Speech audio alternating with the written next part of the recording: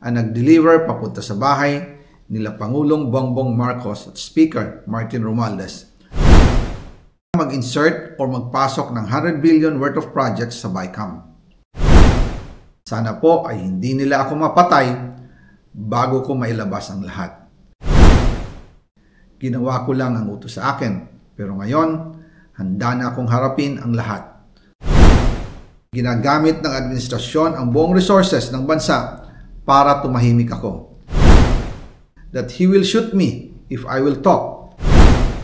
Gagamitin ako bilang panakipbutas sa kanilang kampanya laban sa korupsyon. Hindi na ako mananahimik, ilalabas ko ang lahat ng katotohanan. May resibo, may ebidensya, at may pangalan. Para sa bawat Pilipino, alam ko na buo ang galit ninyo sa akin ngayon.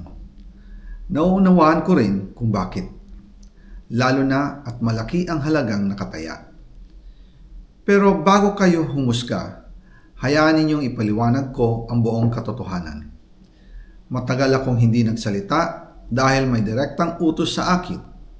Huwag nang bumalik ng Pilipinas at manahimik na lamang. Umalis ako noong July 19, 2025 para sa aking medical check-up. Nakaplanong bumalik pagkatapos ng SONA ni Pangulo. Pero habang papauwi na ako, tinawagan ako ni dating Speaker Martin Romualdez at sinabihan, "Stay out of the country. You will be well taken care of as instructed by the President." Noon naniniwala pa ako sa kanila, kaya't hindi ako bumalik. Tumikom ang aking bibig, sumunod ako, pero ang hindi ko alam, ang ibig pala nilang sabihin sa aalagaan ka namin ay gagamitin ako bilang panakipbutas sa kanilang kampanya laban sa korupsyon. Ginawa nila akong poster boy ng kanilang sariling kasinungalingan. Ngayon, hindi na ako mananahimik, ilalabas ko ang lahat ng katotohanan. May resibo, may ebidensya, at may pangalan. Nagsimula ito nung tumawag si Sekmina Pangandaman sa akin nung nag-umpisa ang BICAM process last year, 2024. Ang sabi niya, katatapos lang ng meeting nila ni Pangulo at may instructions na mag-insert o magpasok ng 100 billion worth of projects sa BICAM. At sinabi pa ni Sekmina, you can confirm with Yusek Adrian Bersamin dahil magkasama sila sa meeting ni Pangulong BBM noong araw na yon. Tinawagan ko po agad si Yusek Adrian Bersamin at tinanong ko kung may instruction nga ba ang Pangulo na magpasok ng 100 billion during their meeting. Ang sabi niya ay totoo nga po.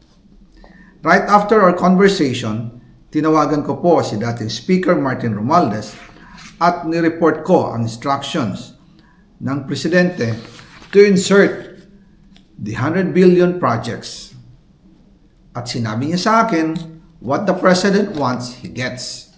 After ng ilang araw, nag-set po ng meeting si Sekmina Pangandaman at Yusek Adrian Bersamin sa amin ni dating Speaker Martin Romualdez sa Aguado Building in front of Gate 4 ng Malacanang at nandun din po si Yusek Jojo Cadiz. During the meeting, binigay po ni Yusek Adrian Bersamin ang listahan na worth 100 billion. Tinanong ko po si Yusek Adrian kung saan galing ang listahan. Ang sagot niya, galing kay PBBM mismo at binigay niya ito mula sa brown leather bag.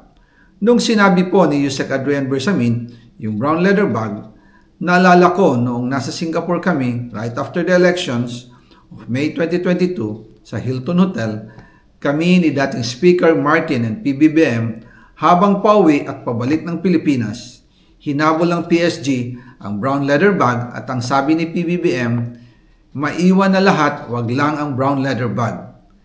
Kaya naniwala ako na utos talaga ito ng Pangulo.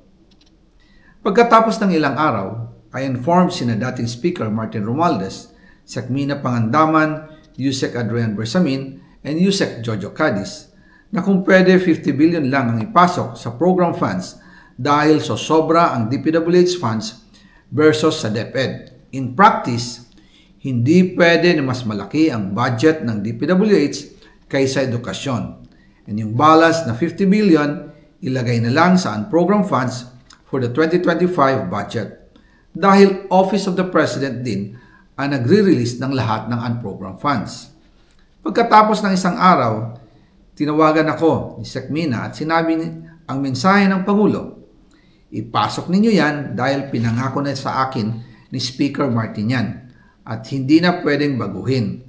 Kumbaga, ang utos ng hari hindi pwedeng mabali. Again, I informed the Speaker and asked clearance about the instructions ng Pangulo. At ang sabi niya, wala tayong magagawa. Kaya po nagtataka ako kung bakit sinasabi ni Pangulo na hindi niya makilala ang budget, samantalang lahat na binawas at dinagdag sa mga ahensya ng gobyerno ay humihingi ng approval sa kanya si Sec Mina Pangandaman.